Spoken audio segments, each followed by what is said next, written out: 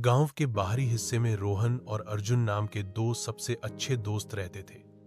उनकी दोस्ती इतनी गहरी थी कि गांव के लोग उनकी मिसाल देते थे। वे हमेशा एक दूसरे का साथ निभाते थे, चाहे कोई भी परिस्थिति क्यों ना हो। एक दिन गांव के बुजुर्गों ने बताया कि जंगल के अंदर एक गुप्त झरना है जिसकी पानी की बूंदें सोने जैसी चमकती हैं। यह सुनकर रोहन और अर्जुन बहुत उत्साहित हो गए। उन्होंने निश्चय किया कि वे उस झरने की खोज करने जाएंगे। अगली सुबह वे दोनों अपने सफर पर निकल पड़े। जंगल की ठंडी हवा, पेड़ों की छाया और पक्षियों के मधुर स्वर उन्हें आनंद से भर रहे थे। जैसे जैसे वे जंगल में आगे बढ़े, वातावरण अधिक रहस्यमय होने लगा।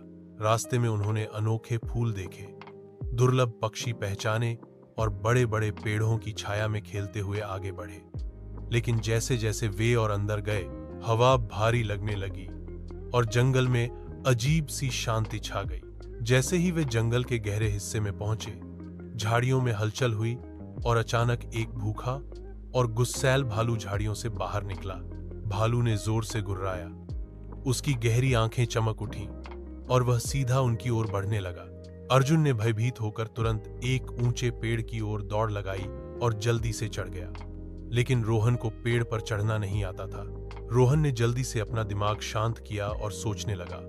उसे याद आया कि यदि कोई जानवर किसी को मरा हुआ समझे तो वह उसे नुकसान नहीं पहुंचाता।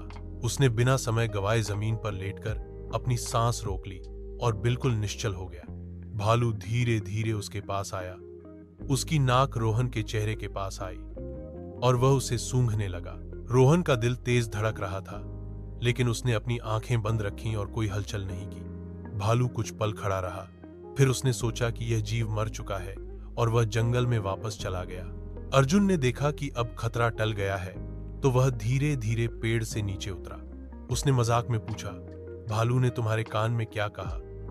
रोहन ने गहरी सांस ली, अर्जुन की आंखों में देखा और गंभीरता से कहा, उसने कहा कि सच्चे दोस्त मुश्किल समय में कभी साथ नहीं छोड़ते।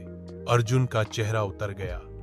उसे एहसास हुआ कि उसने अपने सबसे अच्छे दोस्त को संकट में अकेला छोड़ दिया था। उसने शर्मिंदा होकर रोहन से माफी मांगी और वादा किया कि भविष्य में वह कभी भी अपने दोस्त को मुश्किल में अकेला नहीं छोड़ेगा। उस दिन के बाद रोहन और अर्जुन की दोस्ती और गहरी हो गई। उन्होंने गांव में सभी बच्चों को यह सीख दी कि सच्ची दोस्ती संकट के समय पहचानी जाती है। शिक्षा: सच्चे दोस्त वही होते हैं जो मुश्किल वक्त में भी साथ खड़े रहते हैं।